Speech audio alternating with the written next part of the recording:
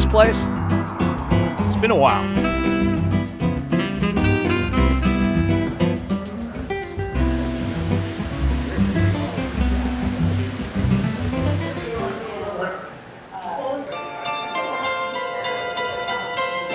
Pretty swanky joint. Hey, stick with Barefoot. I got you covered.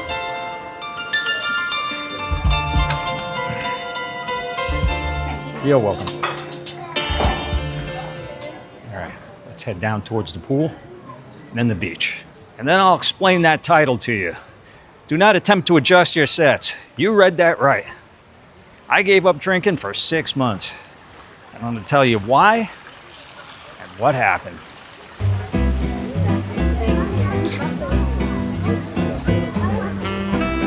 I'll tell you one thing. I don't know what the economy's doing in too many other places, but right here, it's booming. It's busy. Can you blame people for coming down here with what's going on all over the country and the world with the weather? Storm systems just brutalizing major portions of the country. Some weather news as we're watching a lot of snow. Take a look around here in Fairhaven. You can see it's almost whiteout conditions here. Not here.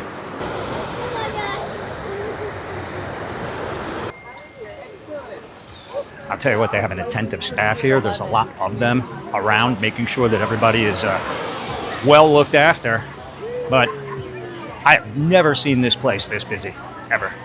Now again, it's Christmas, New Year's break, and the weather's beautiful, and it's bad in other places, so people want to escape that.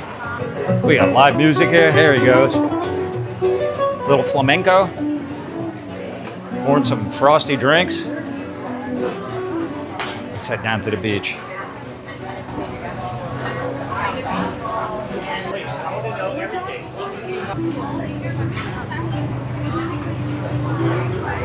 Yeah, so if you haven't seen videos that I've done here in the past, this place is called O. And it's, I think this is actually a Manalapan that it's on. And it's a pretty exclusive spot, as you can see.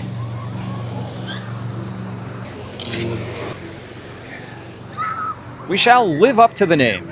Onward and upward. Hey, what's up, brother? So yes, I have proclaimed abstinence for the better part of 6 months, really, since my return from overseas. And it's not because I necessarily wanted to stop drinking. The story goes back, believe it or not, 2 years ago when I was in Hanoi. Now, I had told you guys, even just in a recent vlog, that I've been pretty lucky when it came to food poisoning. In Thailand, I had never experienced it. I mean, even when I was in places like Nepal, Cambodia, the Philippines, I was really very lucky, guys. Western systems have a difficult time adapting to the water quality, let's say, and other things that are washed with the water. Also, maybe the handling of food is a little bit different than we're used to. So, to put it mildly, our tummies just aren't used to it. By the way, this is the public beach here. This is the steerage, as they called it in Titanic. Yeah, there's where the hotel begins right there, and there's a sign that says, private beach. We're not loitering. Keep your shirts on.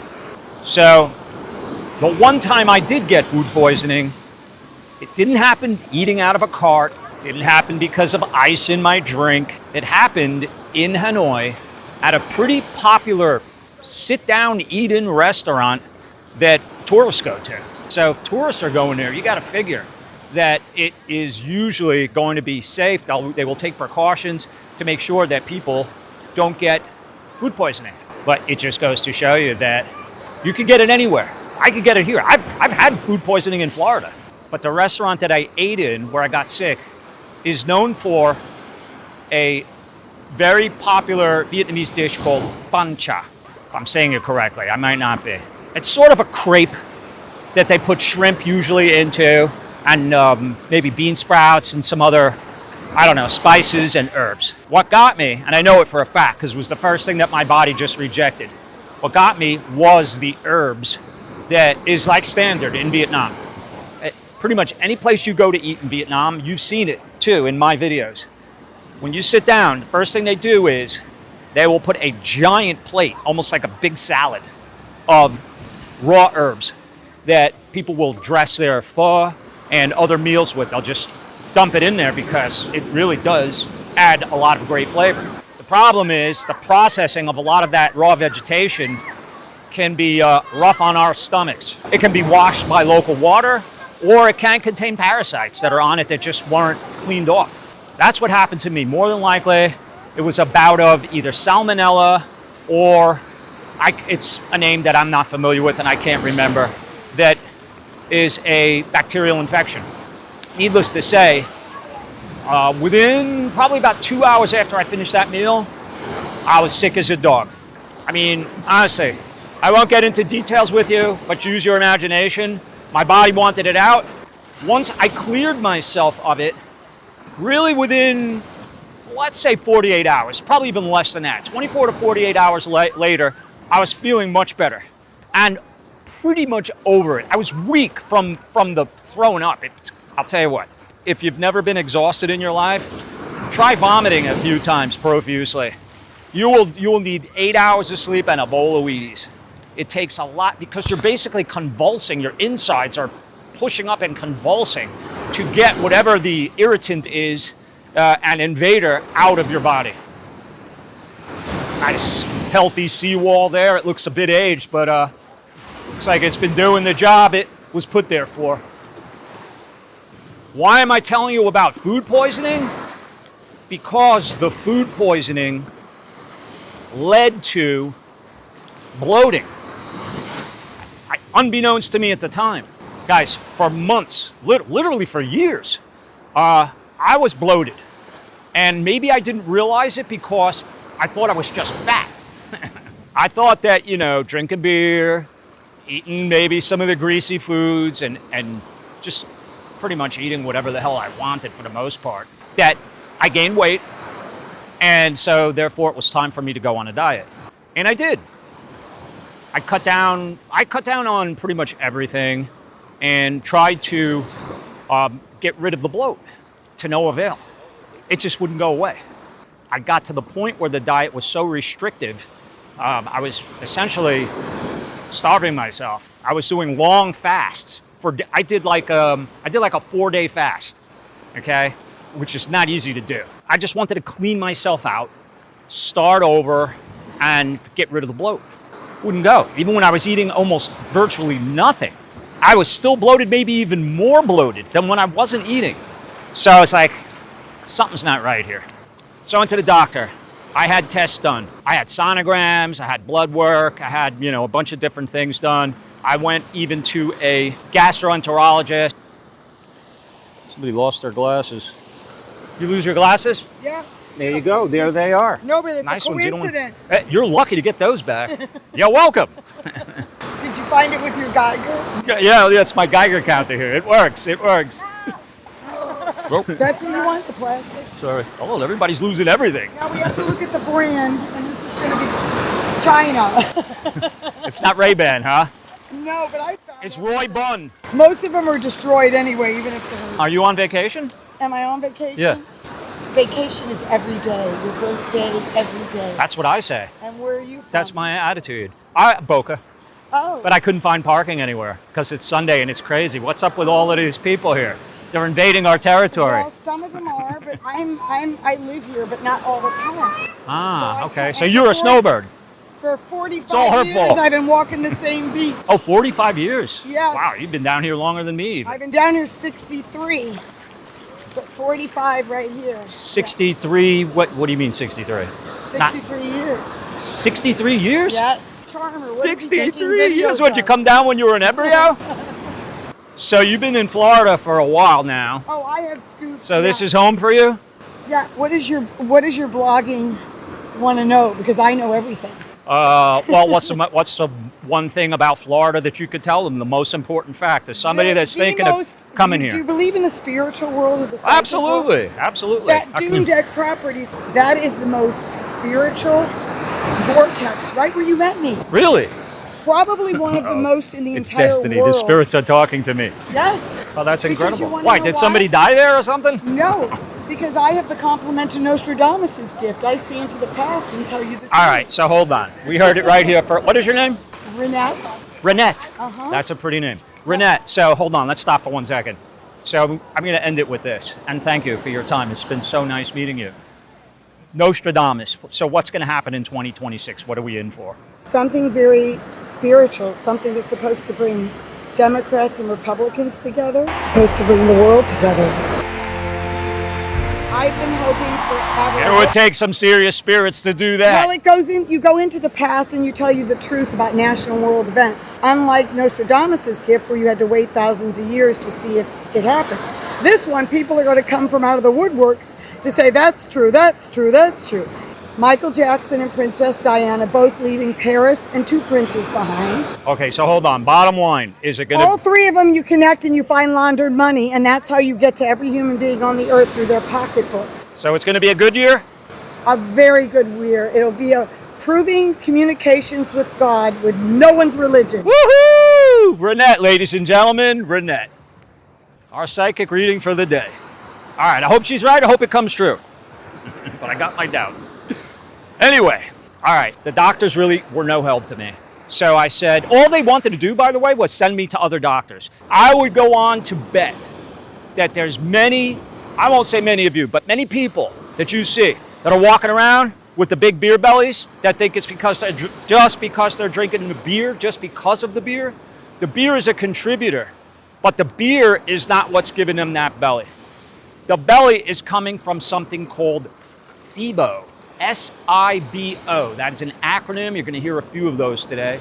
That stands for Small Intestinal Bacteria Overgrowth, which originated from my food poisoning. I went to a ENT. I went to so many doctors, the gastro, my regular doctor, back and forth. This one problem caused all these issues. Now I have to back up and tell you how I found all of this out. It wasn't because of the doctors. I did a ton of research, which led me to the SIBO, but I didn't want to self-diagnose because who knows, it could be a host of other things. I just wanted to find out what was wrong with me. Having any kind of an illness or just something that's not normal going on with your body, what's as bad as the issue itself is the not knowing. It was driving me bananas. So I had to take 2 tests that were self-administered. They sent me a lab kit, basically, right to my house. Basically, it's a breath test. You breathe into these bags. There's like 15 of them, and you have to take 15-minute breaks between each one, so it takes a while to complete that test. And what they do is they measure the amount of gas in your breath to see if it's in normal range or if it's out of whack. In addition, you want to rule out whether or not the SIBO came as a result of that food poisoning. So again, a self-administered blood test. Basically, just there's a patch with a little stick on it, and about 1 to 2 weeks later, they give you your results. And ladies and gentlemen, my suspicions were correct. I had SIBO, and I had an antibody in my blood. That's what they look for. Your body basically trying to fight the pathogens caused by the food poisoning. If you have this antibody in your blood, then you're positive for SIBO as a result of food poisoning. I read a statistic that said 70%, that's 70% of everyone who gets a bout of food poisoning in their life has the probability of getting SIBO as a result of that food poisoning. 70%. Okay, so now that I have established that I do in fact have SIBO that was caused as a result of the food poisoning, now it was time for me to eradicate it from my system, kill off that extra bacterial growth that I had. You're probably thinking, wait a second, I thought bacteria is good. Most of the good bacteria is in your large intestine. Now, you do have some natural good bacteria in your small intestine, but not a lot. And when it starts to grow, it gets out of control, and that leads to toxins and things building up. Let's put it into perspective. Bacteria is a living organism, right? We're the host, and it's living inside of us. just like us and any other living thing, it needs nourishment. It needs food. Every time you eat, you're not just nourishing your own body. When it passes through the small intestine where all of this overgrowth is, you're feeding that bacteria. And so the bacteria will thrive. Don't throw stones at glass windows. Wow. Imagine the views in that house. Spectacular. Anyway, and so I knew that I had to tackle it once I found it. At least I was diagnosed. I did it myself, by the way. No thanks to any doctors. I did it all on my own. Found out what I had, and then the next layer of research came in, what do I do? And by the way, I'm getting to the alcohol part, okay? Just hang in there. In getting rid of bacterial overgrowth, there's basically two ways you can do it. The first is the typical way. People will go to the doctor, they'll get a prescription once they're diagnosed with SIBO. Doctor will prescribe an antibiotic called rifampicin. I looked it up. The cost for the dosage to knock out the SIBO is about $3,000. The other path is to take antimicrobials, natural antimicrobials. You might think that herbs are not as potent as antibiotics, but let me tell you something. The stuff I was taking, I took a combination of 3. And it's a 6 to 8 week protocol. So I did about 7 weeks, which I finished 2 weeks ago. I was taking something called neem, which I think is popular in India. It's an anti-parasitic. So if I did happen to have a parasite, which I'm pretty sure I didn't, extra precaution, it will kill the parasite. So I was taking a combination of neem, oil of oregano. Now, this isn't the oregano that you have sitting in your cupboard. I will describe it this way.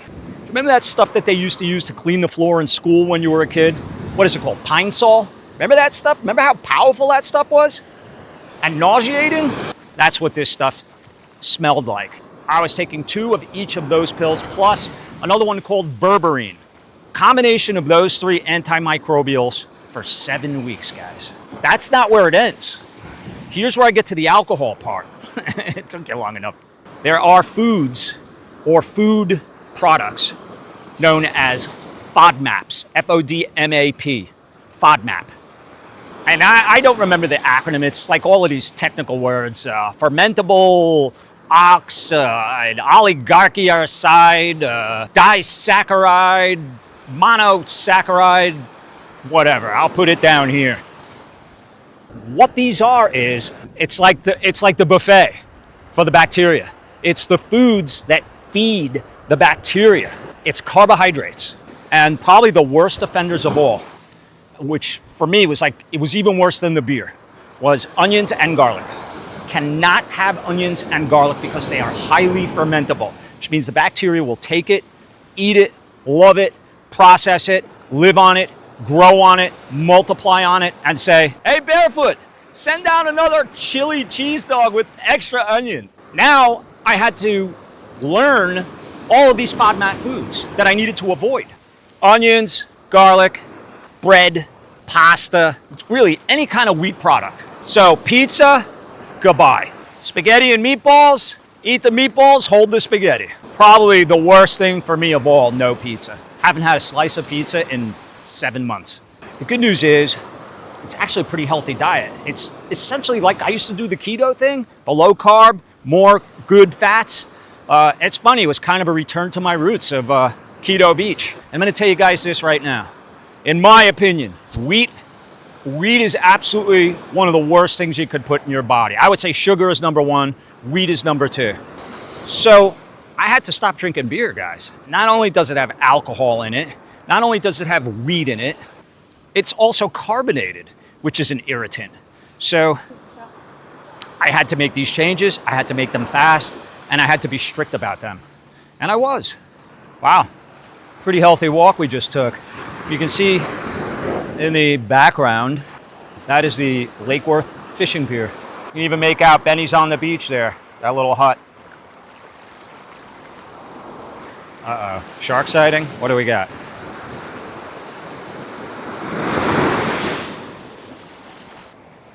Rocks. Just making sure it's not a shark. Not that I would have done anything about it. Hold on, I need water. And a hat.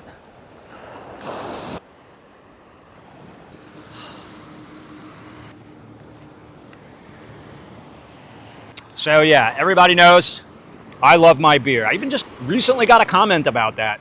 Terry loves his beer. Well, I did.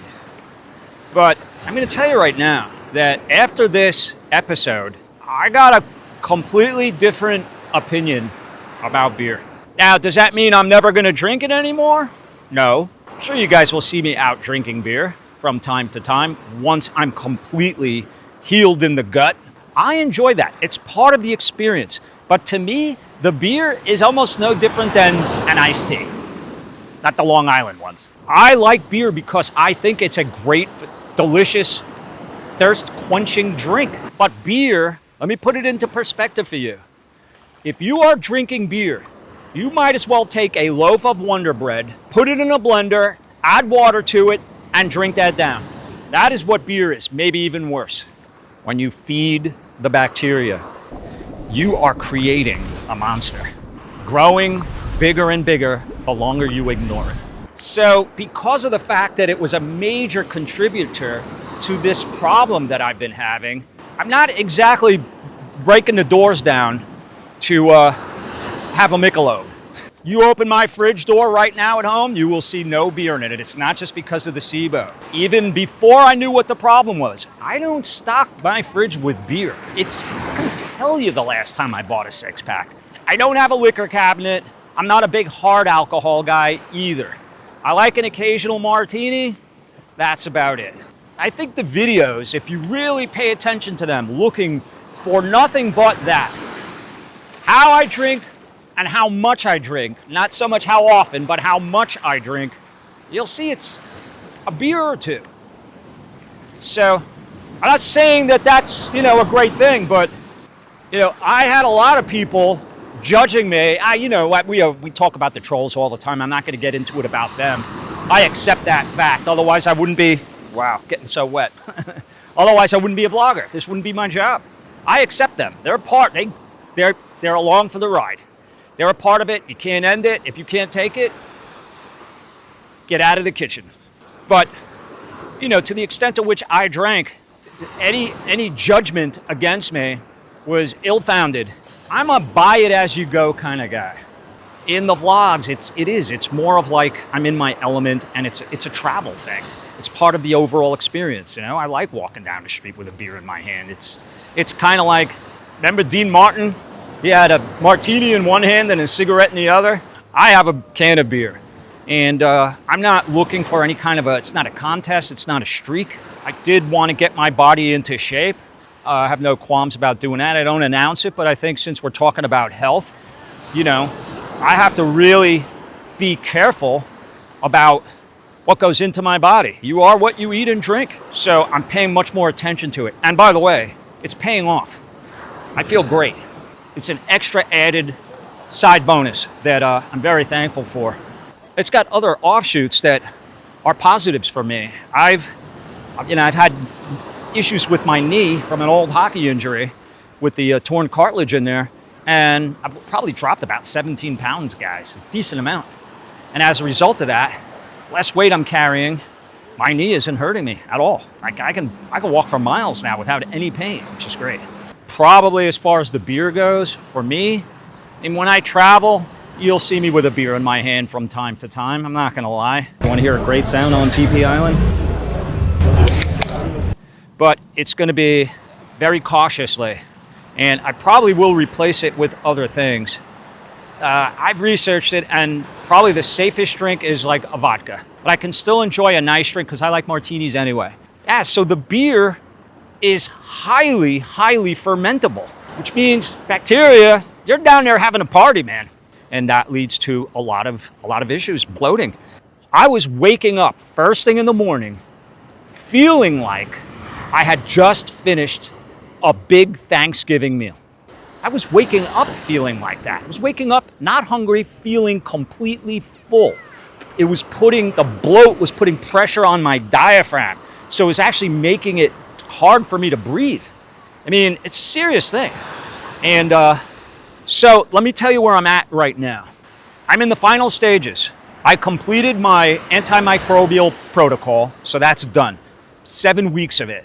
The low FODMAP regimen, I'm still on that. So no onions, no garlic, no breads, definitely no beer, no pizza, no pasta, none of that stuff. Still a little bit bloated and distended, but feeling much better. Knowing what to do is key. So how does food poisoning lead to the overgrowth of bacteria? That's something that I haven't touched on, and it's vital in understanding how this chain reaction occurs. Food poisoning will damage the nerves in your gut, and those nerves are essential to something called motility, which basically moves the food along. So when it sits there longer than it's supposed to, and it's not being processed the way it normally should be processed, bacteria will start to grow and thrive. Okay, so in the final analysis, now that you guys know exactly what I've been going through and what the cause of it was, the question then becomes, wow, great, great side benefit. Who knows? Maybe you were meant to get SIBO just for that reason. You never know, it's possible. I do believe in fate and destiny. But now that I cut out the beer and I'm really not drinking, again, I will resume once my gut is fully healed, but I will resume very cautiously. But the question is, how do I feel? Becoming a teetotaler here for a while. I feel great. I feel great. I'm not just saying it. Is there like a tremendously noticeable difference? Am I like, Superman now because I cut out any alcohol? No, but I never did it to an extent to where it would have diminished the way I was feeling that much anyway. So I might be a poor case study as far as that goes. But I don't miss the beer. I really don't miss it because what I've learned after my experience is how destructive it is. And it's just not worth it. So that said, yes, I feel lighter. I feel less sluggish, have more energy. And doing the antimicrobial protocol, you're attacking them, you're really carpet bombing the shit out of those things. And you're also starving them out. They can't live on proteins. So there are people that believe that if you got SIBO and you want to get rid of the bacterial overgrowth, just go on a carnivore diet. By doing carnivore diet, you will starve them out. And if you take away their food source, then you literally starve them to death. Perhaps the best benefit that I've noticed from changing those eating habits and really laying off the carbs, something that in the past I would have considered extremely bland, like steamed chicken and vegetables, tasted delicious. All of a sudden, the flavors would come out tremendously. And I noticed that when I was doing the keto diet too, that simpler, good foods, the satiety, the satiable flavors of that food seem to be magnified. And so that's a great benefit. Because you know what? Foods that are good for you should taste good. So I'm feeling overall much better, stronger, happier, healthier.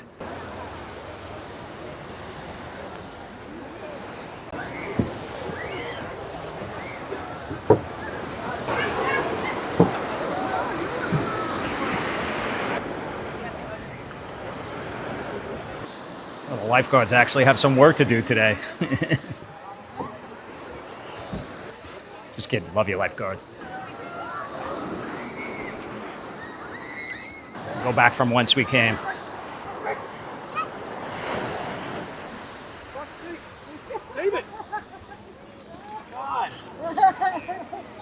Little salt for that margarita?